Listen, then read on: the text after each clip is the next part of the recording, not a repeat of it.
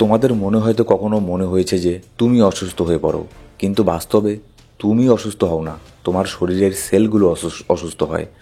আর আজ আমি যে কনসেপ্টটা বোঝাতে যাচ্ছি, যদি তুমি একবার ঠিকভাবে বুঝে নাও, তাহলে তুমি বুঝে যাবে প্রত্যেকটি অসুস্থতার নিয়ন্ত্রণ আছে তোমার 86 বিলিয়ন নিউরন আর 40 ট্রিলিয়ন সেলের হাতে। এটা বুঝে যাওয়ার পর তুমি তোমার শরীরের ভিতরে এমন এক হিলিং মেশিন চালু করে দিতে পারবে, যেটা শুধু অসুস্থতাকে সারায় না, বরং তার আগেই রুখে দেয় তাকে তাকে সেটা তোমার বডিতে আসতেই দেয় না। তুমি যদি চাও একটা ডিজিজ ফ্রি জীবন, অসুস্থ ফ্রি জীবন, তাহলে এই ভিডিওটা শেষ পর্যন্ত মন দিয়ে শোনো। আর যদি কোনো ডিজিজ তোমার শরীরে থেকেও থাকে, তাহলেও এই ভিডিওটা আজকে তোমার জন্য অত্যন্ত প্রয়োজনীয়। এই পুরো ধারণাটা এসেছে ডক্টর ব্রুস লিপটনের লেখা বই দ্য বায়োলজি অফ বিলিফ থেকে। তিনি একজন বিখ্যাত সেল বায়োলজিস্ট, যিনি প্রমাণ করে দিয়েছেন তোমার মস্তিষ্কই পৃথিবীর সবচেয়ে শক্তিশালী বড় একটা ফার্মেসি। ডক্টর লিপটন বলেন, আমাদের শরীরের প্রতিটি সেল এক একটা বুদ্ধিমান মানুষের মতো। যেমন আমাদের আছে ডাইজেস্টিভ সিস্টেম, আমাদের আছে ইমিউন সিস্টেম, নার্ভাস সিস্টেম, ঠিক তেমনই প্রতিটি একক সেলের ভিতরেও সেই সব সিস্টেমের অনুরূপ কাঠামো থাকে। প্রতিটি সেলের মূলত 3টা গুরুত্বপূর্ণ অংশ থাকে। নিউক্লিয়াস, যেখানে তার ডিএনএ আর জিনোম থাকে। নম্বর 2, সাইটোপ্লাজম, যেখানে মাইটোকন্ড্রিয়া সহ নানা জৈবিক কার্যক্রম চলে। আর সবচেয়ে গুরুত্বপূর্ণ সেল, মেমব্রেন, মানে সেলের বাইরের আবরণ। আগে বিজ্ঞান মনে করত নিউক্লিয়াস হচ্ছে সেলের মস্তিষ্ক, কিন্তু ডক্টর লিপটন বলেন সেলের ব্রেইন আসলে নিউক্লিয়াস নয়, বরং তার সেল মেমব্রেন। এই সেল মেমব্রেনই হলো সেই বুদ্ধিমান গেটকিপার, যে ঠিক করে কোন তথ্য ভেতরে ঢুকবে আর কোনটা রুখে দেবে, আর কোন তথ্য ভেতরে যাবে না। এটা নির্ভর করে সেই সেলের পরিবেশের উপরে।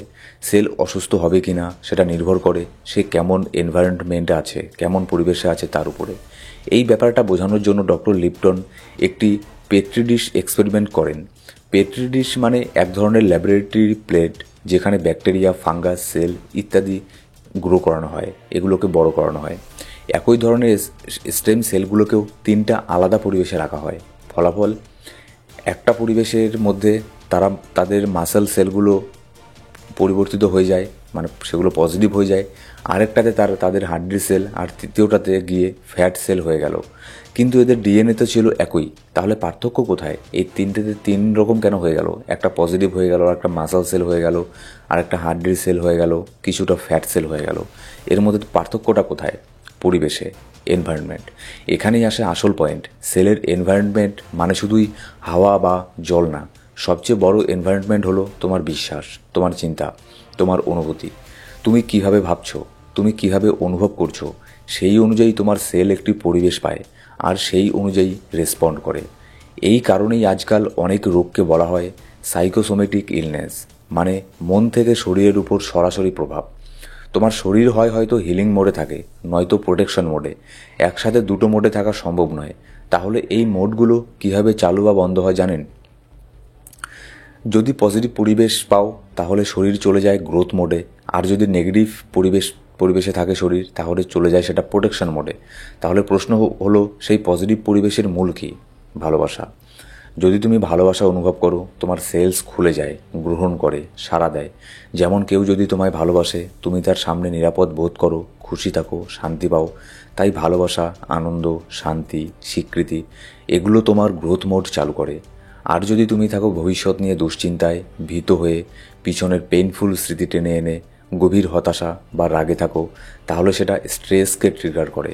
তোমার সেল ভাববে কিছু খারাপ ঘটছে বাইরে, কিন্তু আসলে তা কেবল তোমার কল্পনা।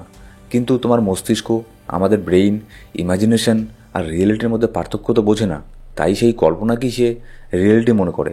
তুমি যদি শুধু কল্পনায় নেতিবাচক চিন্তা করো, তাহলেও শরীর সেই অনুযায়ী কেমিক্যাল রিলিজ করে, আর সেই অনুযায়ী আচরণ করে, যেন ঘটনাটা সত্যিই ঘটছে। আমাদের মস্তিষ্ক কল্পনা আর বাস্তবের মধ্যে কোনো পার্থক্য করে না। তাই যখন আমরা ভয় পাই, রেগে যাই বা স্ট্রেস অনুভব করি, ইভেন যদি সেটা শুধু আমাদের মনের ভেতরের কল্পনা হয়, আমরা সেই কল্পনার মাধ্যমেই আমাদের শরীরের কোষগুলোকে একটা নেগেটিভ পরিবেশে ঠেলে দিই। আর তাই যদি আমরা সত্যিকারের গ্রোথ মোডে যেতে চাই, তাহলে আমাদের নিরাপদ থাকতে হবে। কারণ শরীর তখনই নতুন সেল তৈরি করে, হরমোন ব্যালেন্স রাখে, আর পুরো শরীরকে ডিটক্সিফিকেশন প্রক্রিয়া চালু করে, যখন আমাদের মন শান্ত ও ইতিবাচক চিন্তায় পূর্ণ থাকে। এখন একটু গভীরভাবে বোঝার চেষ্টা করি যে পুরনো বায়োলজি কী বলতো। আগে মনে করা হতো যদি আপনার বাবা মায়ের ডায়াবেটিস থাকে তাহলে আপনারও সেই রোগ হওয়ার প্রবণতা অনেক বেশি হবে। তাই তো প্রথমেই ডক্টর জিজ্ঞেস করেন আপনার বাবার কি ডায়াবেটিস ছিল, মায়ের কি ছিল, নানি বা দাদির কি ছিল, কারণ ধরে নেওয়া হয় এসব জিনের মাধ্যমে ট্রান্সফার হয়। কিন্তু নতুন সায়েন্স বলে ভিন্ন কথা। ও বলে জিন্স আসলে গান লোড করে, কিন্তু এনভায়রনমেন্ট সেই ট্রিগারটাকে টিপে। অর্থাৎ কোনো জিন আপনার শরীরে আছে মানেই সেটা কাজ করবে না, বরং আপনার চারপাশের পরিবেশই ঠিক করে দেবে যে সেই জিন অ্যাক্টিভ হবে না শাটডাউন থাকবে। মানে বলতে চাচ্ছি, কোনো জিন যদি আপনার শরীরে থাকে সেটা তার মানে এই না যে সেটা আপনার পুরনো ধারায় চলবে। আপনার পরিবেশ ঠিক করবে সেই জিনটা আপনার পুরনো ধারায় চলবে না নতুন করে আপনি সেটাকে পরিচালিত করতে পারেন।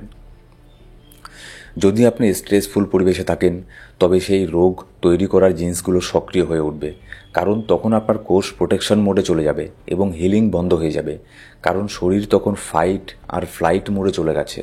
তবে সেই একই জিন এনামগুলিতে আছে যেগুলোকে এসেছে আপনার সেই পূর্বপুরুষদের কাছ থেকে, যারা সুস্থ, শক্তিশালী আর দীর্ঘজীবী ছিলেন, যারা 90 বছর বয়সেও নিজের কাজ নিজের হাতে করতেন। এখন আপনার মস্তিষ্ক ঠিক করবে কোনগুলি বেরোবে, নেগেটিভ না পজিটিভ, আর সেটার নিয়ন্ত্রণ আপনার হাতেই থাকবে। আপনি যদি আপনার চিন্তা, অনুভূতি, খাদ্যাভ্যাস, জীবনধারা, স্ট্রেস লেভেল সব কিছু বদলে ফেলেন, তাহলে আপনি নিজে শুধু নয়, আপনার পরবর্তী প্রজন্মের ডিএনএ পর্যন্ত বদলে দিতে পারেন। এটা আমি বলছি না, ডক্টর ব্রুস লিপটনের মতে একাধিক প্রজন্ম যদি নিয়মিত তাদের এনভায়রনমেন্টকে বদলাতে থাকে তাহলে তাদের ডিএনএর গঠন পর্যন্ত পরিবর্তন হয়ে যায়। আমাদের জীবনের প্রতি বিশ্বাসী হয়ে ওঠে আমাদের জৈবিক বাস্তবতা, আর এই বিশ্বাস পাল্টানো যায় ভিজুয়ালাইজেশন মাধ্যমে, মেডিটেশনের মাধ্যমে, অ্যাফার্মেশনের মাধ্যমে। কারণ যখন আপনি কিছু কল্পনা করেন আপনার মস্তিষ্ক জানে না এটা বাস্তব না কল্পনা। যেমন খারাপ স্বপ্ন দেখলে আমরা ভয় পেয়ে জেগে উঠি, তাই তো, ঘেমে যাই, আমাদের পালস বেড়ে যায়, হার্টবিট পর্যন্ত বেড়ে যায়, কিন্তু ওটা তো শুধু একটা স্বপ্ন ছিল। তারপরেও এইসব কেন কিছু হয়? তারপরেও কেন আমাদের মনে হয় যে আমাদের এটা আমি রিয়েলিটিতে সত্যি এটা হচ্ছে? তখন কিন্তু একবার আপনি কল্পনা করে দেখুন, যখন আপনি স্বপ্ন দেখেন তখন কিন্তু এটা কখনোই মনে হয় না যে আপনি স্বপ্ন দেখছেন, আপনার মনে হয় এটা তো সত্যিই হচ্ছে। আর সেই অনুযায়ী আপনার বডি, আপনার মাইন্ড তখন রিয়াক্ট করে। তাহলে ভাবুন যে ভিজুয়ালাইজেশন, কল্পনা আর বাস্তবের মধ্যে কতটা এখানে খুব একটা তেমন এখানে তফাৎ নেই আমাদের ব্রেনের কাছে। সেই জন্যই আমাদের এই ইউটিউব চ্যানেলে অনেক ভিজুয়ালাইজেশন পেয়ে যাবেন, গাইডেড ভিজুয়ালাইজেশন, হিল করার জন্যও পেয়ে যাবেন, জীবনের প্রত্যেকটা দিককে বদলানোর ভিজুয়ালাইজেশন পেয়ে যাবেন, আপনি সেগুলো শুনতে পারেন। একইভাবে যখন আপনি নিজের ভবিষ্যৎকে সুন্দরভাবে কল্পনা করেন, ভালো অনুভব করেন, আপনার শরীর তখন ঠিক সেভাবেই প্রতিক্রিয়া জানায়। তখন ভালো হরমোন, নিউরো ট্রান্সমিটার তৈরি হয়, শরীর হিলিং মোডে চলে যায়। কিন্তু যদি আপনি কল্পনা করেন ভয়, দুশ্চিন্তা, লজ্জা, রাগ, হিংসে, তাহলে আপনার শরীর সেই অনুযায়ী কেমিক্যাল তৈরি করে যা হিলিং বন্ধ করে দেয়। অর্থাৎ ভিজুয়ালাইজেশন মানে শুধু স্বপ্ন দেখা নয়, এটা হলো আপনার কোষকে বলা সব ঠিক আছে, আমি সুস্থ, আমি শক্তিশালী, আমি নতুন পৃথিবী গড়ছি। এভাবেই আপনার মন, শরীর আর বিশ্বাস এই তিন মিলে নতুন একটা বাস্তবতাকে তৈরি করে। তাহলে যখন আপনি ভিজুয়ালাইজেশন করেন তখন সেটি আপনার মস্তিষ্কে একটা স্পষ্ট সিগন্যাল পাঠায়, সব ঠিক আছে, আমি সুখী, আমি সুস্থ, আমি এনার্জেটিক আর তরুণ, আমি পুরোপুরি ঠিক আছি, আমি দুনিয়াটাকেই বদলে দিচ্ছি, আমি দুনিয়ার উপর রাজত্ব করছি, আমার কাছে সব কিছু ঠিক আছে, আমি পজিটিভ একজন মানুষ, আমার শরীরে কোনো রোগ প্রবেশ করতেই পারে না। এই সমস্ত যখন আপনি ভিজুয়ালাইজেশন করেন, ফিলিং সহকারে ভিজুয়ালাইজেশন করেন, এভাবে ভাবলে মস্তিষ্ক মনে করে এই তো আমার বর্তমান অবস্থা, এটাই তো আমার বর্তমান অবস্থা, আমি তো এটাই। এই হলো ভিজুয়ালাইজেশনের শক্তি। দ্বিতীয় হলো আমাদের বিশ্বাস, বিলিফ সিস্টেম। এই কারণেই তো ডক্টর ব্রুস লিপটন তার বইয়ের নাম রেখেছেন দ্য বায়োলজি অফ বিলিফ, বিশ্বাসের জীববিজ্ঞান, বিলিফ সিস্টেম। তিনি বলেন আমাদের 95% বিশ্বাস তৈরি হয়ে যায় 7-8 বছর বয়সের থেকেই। তখন আমাদের মনে গেঁথে যায় কোন জিনিসে ভয় পেতে হবে, কার থেকে দূরে থাকতে হবে, কোন শহরের লোক খারাপ, মেয়েরা এটা করতে পারে না, ইত্যাদি। এই টাইপের যেসব বিলিফগুলো আছে এগুলো আমাদের সেই 7-8 বছর বয়সের মধ্যেই তৈরি হয়ে যায় আমাদের ব্রেনের মধ্যে। এক প্রকার তৈরি হয় না, সেগুলোকে আমাদের সমাজ, পরিবেশ সেগুলোকে অটোমেটিক আমাদের ব্রেনের মধ্যে সেগুলোকে দিয়ে দেয়। এসব বিশ্বাস গেঁথে যায় সাবকনসিয়াস মাইন্ডে যখন আমাদের কনসিয়াস মাইন্ড কাজ করছিল না, অর্থাৎ তখন আমাদের মনে তর্ক করার ক্ষমতা ছিল না। আপনার যখন 7-8 বছর বয়স তখন আপনার ওসব পৃথিবীটা কীরকম, দুনিয়াদারি কেমন, কোনটা ঠিক কোনটা ভালো, ওগুলো তর্ক করার ক্ষমতা আমাদের সাবকনসিয়াস মাইন্ডের থাকে না। ছোটোবেলায় বলা হতো যেমন এটা এটা খা, না হলে ভূত চলে আসবে, বাচ্চা ভয় পেয়ে গেল, সেটাকেই সে রিয়েলিটি মনে করলো, সেটাকে সে সত্যি বলে মেনে নিল। কিন্তু এখন যদি তোমাকে কেউ বলে, তুমি তাতে আর ভয় পাবে না, এবং সেই ভয় আর মনের গভীরে বসে গেল তার ভয়টা। এরপর থেকে যতবার খাবার খাবে মনের ভেতর সেই একই ভয় তার কাজ করবে, যতদিন সে ছোট আছে। কিন্তু যখনই সে বড় হয়ে গেল, তার কনসিয়াস মাইন্ড কাজ করা শুরু হয়ে গেল, তারপর সে সব কিছুকে যুক্তি তর্ক হিসেবে দেখছে। একটা ছোট মেয়েকে বলা হলো রাতে একা বের হবে না, মেয়েটি বড় হয়েও একা বেরোতে ভয় পায়, কারণ তার ভিতরে একটা বিশ্বাস গেঁথে গেছে একা মানেই ভয়। এই বিশ্বাস শুধু বয়সের জন্য হয় না, ব্রেইন ওয়েভের স্টেটের জন্যও হয়ে থাকে। যখন আমরা আলফা, থেটা, ডেল্টা স্টেটে থাকি, তখন আমাদের কনসিয়াস মাইন্ড থাকে না, যেমন রাতে ঘুমের সময় বা ঘুম থেকে ঠিক জেগে ওঠার মুহূর্তে। তখন যদি কেউ আমাদের কিছু বলে, সেটি সরাসরি সাবকনসিয়াস মাইন্ডে চলে যায়, কোনো তর্ক ছাড়াই। এই কারণেই গভীর ভিজুয়ালাইজেশন বা মেডিটেশনের সময় যখন আমরা আমাদের ব্রেনকে আলফা বা থেটা ব্রেন ওয়েভে নিয়ে যাই, তখন আমরা সরাসরি সাবকনসিয়াস মাইন্ডে নতুন বিশ্বাসকে ঢুকিয়ে দিতে পারি। কারণ তখন আমাদের যে সাবকনসিয়াস মাইন্ড আছে সেটা তখন ঘুমিয়ে থাকে, সেজন্য আমরা সেটাকে বাইপাস করে দিতে পারি। ঠিক যেমন 7-8 বছর বয়সের মধ্যে যখন আমাদের বয়স ছিল 7-8 বছর বয়স, তখন আমাদের কনসিয়াস মাইন্ড কাজ করতো না, ঠিক সেই অবস্থায় আমাদের মাইন্ডের লেভেল চলে যায়। এমনকি যদি আমাদের ভেতরে আগে থেকে কিছু নেগেটিভ বিলিফ গেঁথে থাকে, যেমন ক্যান্সার এই রোগ প্রচণ্ড মারণ রোগ, এটা সারেই না, এটা একটা বিলিফ। প্রত্যেকটা মানুষই কিন্তু 99.99% মানুষ এটাই মনে করে, ঠিক আছে। যেমন হার্ট অ্যাটাক হলে মানুষের মৃত্যু হয়ে যায়। এই বিশ্বাসগুলোকেও আমরা বদলাতে পারি ভিজুয়ালাইজেশন দিয়ে। একদম ঠিক শুনেছেন, এটা আমার মন গড়া কথা না, এটা অনেক রিসার্চ করার পরেই এইসব কথা উঠে এসেছে আপনার আজকের এই দিনে। কারণ তখন আমাদের কনসিয়াস মাইন্ড বাধা দেয় না। ভিজুয়ালাইজেশনের সবচেয়ে ভালো সময় কখন? সকালে ঘুম থেকে ওঠার পর, রাতে ঘুমানোর আগে, মেডিটেশন করার সময়। এই সময়গুলোতে আমাদের লজিক্যাল মাইন্ড শান্ত থাকে, তখন নতুন চিন্তা, নতুন বিশ্বাস মনের গভীরে গেঁথে যেতে পারে। আর আমি একটু আগে যেসব রোগের কথাগুলো বললাম না, যেগুলোকে মডার্ন সায়েন্স পর্যন্ত ঠিক করতে পারে না, যেমন ক্যান্সার, হার্ট অ্যাটাক, ঠিক আছে, এগুলোকেও এমন কিছু কেস স্টাডি আছে যেখানে আপনার প্রমাণ করা হয়েছে অনেকেই তার নিজের যেসব আরোগ্য রোগ, যেগুলোকে মেডিকেল সায়েন্স এখানে আপনার ঠিক করতে পারে না, অনেকেই এরকম আপনার ঠিক করেছে সে তার নিজের বিলিফ সিস্টেম ভিজুয়ালাইজেশন দিয়ে। এরকম গল্প, এরকম স্টোরি, এরকম কাহিনী আপনারা অনেক শুনেছেন, আর এরকম উদাহরণ আপনি পেয়েও যাবেন, ঠিক আছে। আর এরকম অনেক বইও আপনি পেয়ে যাবেন, যেমন এই বইয়ের মধ্যেও এরকম অনেক উদাহরণ আপনি পেয়ে যাবেন। এবার চলুন, আপনাদেরকে আমি বললাম যে কখন আমাদের মাইন্ড আলফা স্টেট থেকে বিটা স্টেটের দিকে যেতে থাকে, যখন আমাদের কনসিয়াস মাইন্ড ঘুমের মধ্যে থাকে আর আমাদের সাবকনসিয়াস মাইন্ড ওপেন থাকে। তখন আমাদের যদি সাবকনসিয়াস মাইন্ডকে আমরা এটা বলি যে ক্যান্সার পর্যন্ত ঠিক হয়ে যায়, আমাদের সাবকনসিয়াস মাইন্ড সেটাই বিশ্বাস করবে, আর সেটা সম্ভব। এই সময়গুলোতে আমাদের লজিক্যাল মাইন্ড শান্ত থাকে, তখন নতুন চিন্তা, নতুন বিশ্বাস মনের গভীরে গেঁথে যেতে পারে। তাই তো হাজার হাজার মানুষ সকালে পজিটিভ অ্যাফার্মেশন শোনে, ভিজুয়ালাইজেশন করে, এবং তাদের জীবনে আশ্চর্য রকমের বদল আসে। কারণ আপনি যতই পজিটিভ কথা বলেন, যদি সাবকনসিয়াস মাইন্ড বিশ্বাসটা না করে, ততক্ষণ পর্যন্ত কিচ্ছু হবে না। একজন মানুষ অসুস্থ, আপনি তাকে যতবারই বলুন না কেন তুই ঠিক হয়ে যাবি, তোমার হয়তো কিছুই হয়নি, তোমার মতো শত শত মানুষ ঠিক হয়ে গেছে, তবুও সে মানবে না যে সে ঠিক হয়ে যাবে। কারণ তার বিশ্বাসের মধ্যে গেঁথে আছে যে এই রোগ থেকে মানুষ বাঁচে না, সেটা তার বিলিফ সিস্টেমের মধ্যে গেঁথে আছে। তাকে বারবার সেটা বললে সেটা হবে না। তাহলে তখন হিলিং কীভাবে অ্যাক্টিভ হবে? তখন দরকার সাবকনসিয়াস মাইন্ডের মধ্যে বিশ্বাস ঢোকানো যে এটা সর্দি কাশির মতো, এটা যত বড়ই রোগ হোক না কেন, এটা সর্দি কাশির মতো 2-4 দিনের মধ্যেই ঠিক হয়ে যাবে, না হলে 2-4 মাসের মধ্যে ঠিক হয়ে যাবে। যখন সাবকনসিয়াস মাইন্ড এটাকে বিশ্বাস করে, তখন শরীর হিলিং হরমোন, গ্রোথ হরমোন, গাবা, টি সেলস, লিম্ফোসাইটস এসব তৈরি করতে শুরু করে। আমাদের শরীরে আসল কীভাবে এই কেমিক্যালগুলোকে তৈরি করছে? শুধু একটা ভিত্তিতে, আপনি কি ভাবছেন, কি অনুভব করছেন, কেমন ইমোশন নিয়ে বাঁচছেন। একটা সহজ উদাহরণ, আপনি যদি কোনো টক জিনিসের কথা ভাবেন, মুখে জল চলে আসে, মানে আপনি কিছু ভাবলেন আর শরীর রেসপন্স দিল। তাহলে আপনি যদি ভাবেন আমি সুস্থ হচ্ছি, আমি ভালো হচ্ছি, তাহলে শরীর কেন হিলিং কেমিক্যাল তৈরি করবে না? আর এইসব সমস্ত জিনিসগুলো ভাবলে শরীর আমাদের হিলিং কেমিক্যাল তৈরি করে, এটা আজকে প্রমাণিত। এই কারণে ডক্টর জো ডিসপেন্সা এবং ডক্টর ব্রু লিপটন বলেন, your body is the biggest pharmacy, মানে আপনার শরীরই হলো সবচেয়ে বড় একটা ওষুধের দোকান। এটাই সবচেয়ে বড় হিলিংয়ের সেন্টার। এবং এই কথাটা যদি আপনি বুঝে ফেলেন তাহলে আপনার জীবন পুরো বদলে যাবে। আমরা যেভাবে অনেক রোগকে ভয় পাই, যেমন ক্যান্সার, হার্টের ডিজিজ, আসলে জানো কি এই ক্যান্সার কোষ আমাদের শরীরে সবসময়ই তৈরি হচ্ছে। এমন মানুষ যার কখনো ক্যান্সার হয়নি তার শরীরেও এই কোষ প্রতিনিয়ত তৈরি হচ্ছে। আমাদের সকলেরই শরীরেই এটা হচ্ছে, কিন্তু পার্থক্যটা কোথায়? কেন এটা কখন এটা রোগে পরিণত হয়ে যায়? যাদের শরীর সুস্থ তাদের শরীরে সেই ক্যান্সার কোষগুলো টি সেলস বা টি লেম্ফোসাইটস সাথে সাথেই ধ্বংস করে দিচ্ছে, মানে সেই ক্যান্সারের সেলগুলোকে ধ্বংস করে দিচ্ছে আমাদেরই শরীরের অন্য আর যে ভালো সেলসগুলো আছে সেই সেলসগুলো।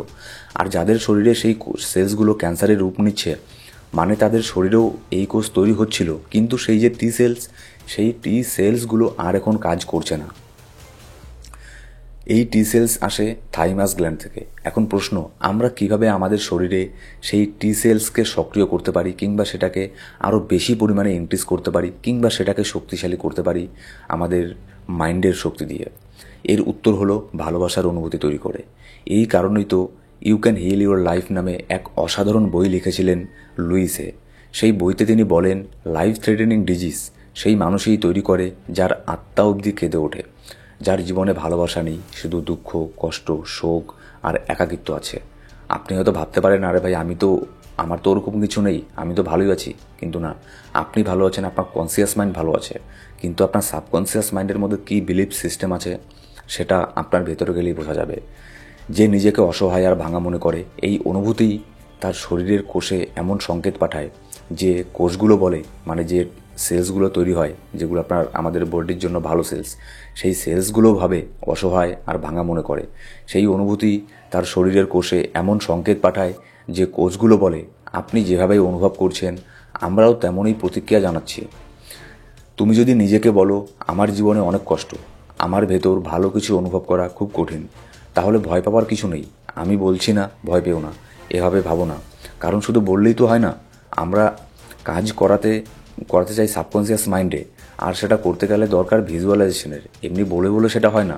তুমি এখন যতই হাজারবার বলো না কেন যে আমি সুস্থ আমি সুস্থ, তুমি কখনোই সুস্থ হবে না, কারণ এটা আমাদের সাবকনসিয়াস মাইন্ডের মধ্যে আগে নিয়ে যেতে লাগবে অ্যাফার্মেশনের মাধ্যমে, পজিটিভ অ্যাফার্মেশনের মাধ্যমে। এই ভিজুয়ালাইজেশন এক ম্যাজিকের মতো কাজ করে। তাই তো সকালে উঠে নিজেকে ভালোবাসা দাও, নিজের জন্য কিছু ভালো চিন্তা করো, গ্র্যাটিটিউড প্র্যাকটিস করো। আমাদের এই ইউটিউব চ্যানেলে গ্র্যাটিটিউড অ্যাফার্মেশন অনেক আছে, গ্র্যাটিটিউডের ভিজুয়ালাইজেশন অনেক আছে, যেগুলো গাইডেড ভিজুয়ালাইজেশন। তুমি জাস্ট কানের মধ্যে হালকা করে হেডফোন দিয়ে শুনবে। এই অ্যাফার্মেশনগুলো শুনলে এগুলো তোমার ডাইরেক্ট সাবকনসিয়াস মাইন্ডে চলে যাবে। সকালে বা রাতে অ্যাফার্মেশন শোনো, ভিডিও প্লে করো, চোখ বন্ধ করে ভাবো তুমি সুস্থ, সুখী আর পূর্ণ। এটা শুধু মুখে বললে হবে না, I am healthy, I am healthy, এরকম করে যদি শুধু মুখের কথায় হয় তাহলে তো হয়ে যেত। আর ভিতরে বিশ্বাস না থাকে, যদি শুধু মুখে বলো তাহলে কাজ করবে না। কারণ যদি সাবকনসিয়াস মাইন্ডের মনে হয় তোমার পেটে তো এত ব্যথা, তোমার তো এত এরকম এরকম প্রবলেম আছে, তুমি সুস্থ কোথায়, তাহলে তো আই এম হেলদি কথা শরীর বিশ্বাসই করবে না। কিন্তু যদি তুমি সাবকনসিয়াস মাইন্ডকে বোঝাতে পারো তুমি সুস্থ, তুমি ভিতর থেকে শক্তিশালী, তুমি ভালো আছো, তাহলেই শরীর বলবে, যেমন হুকুম আমার মালিক, আমি সুস্থতাকে এখনই তৈরি করছি, আমি এখনই সেই সেলসগুলোকে তৈরি করছি যেগুলো খারাপ সেলসগুলোকে এখনই ডিস্ট্রয় করে দিতে পারে। শরীর যাকে শোনে সেটাই তো এনভায়রনমেন্ট, সেটাই তো পরিবেশ। এবং এই এনভায়রনমেন্ট আসছে তোমার চিন্তা, অনুভব আর আবেগ থেকে। তুমি যদি কনসিয়াসলি এসব দিতে না পারো তাহলে ভিজুয়ালাইজেশন দিয়ে দাও। অর্থাৎ তুমি চাইলে পুরো বডি বায়োলজি বদলে ফেলতে পারো, তোমার বডির বায়োলজিকে বদলে ফেলতে পারো। যদি বিশ্বাস বদলে ফেলো তাহলে কি করতে হবে? তোমার প্রতিটি কোষকে দিতে হবে সুন্দর একটি পরিবেশ। এই সুন্দর পরিবেশ কীভাবে দেবে? ভালোবাসা দিয়ে, সুখ দিয়ে, আনন্দ দিয়ে, positive affirmation, meditation, visualisation, affirmation. এখন তুমি বলবে, ভাই লাভ করব কীভাবে? তখন আমি বলবো, চলো এক কাজ করি।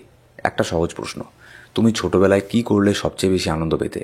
তুমি কি গিটার বাজাতে পছন্দ করতে, গান গাইতে, ডান্স করতে, রং করতে, নদীতে স্নান করতে?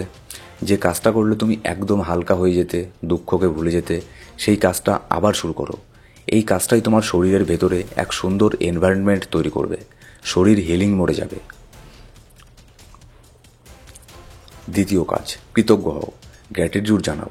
শুধু তাদের জন্য নয় যা তোমার আছে, বরং যেগুলো এখনও আসেনি তাদের জন্য মনে মনে কৃতজ্ঞতাকে প্রকাশ করো। আমাদের এই ইউটিউব চ্যানেলের ভিডিওগুলোকে আগের থেকে যারা ফলো করে তারা বুঝতে পারছে আমি কী বলতে চাইছি।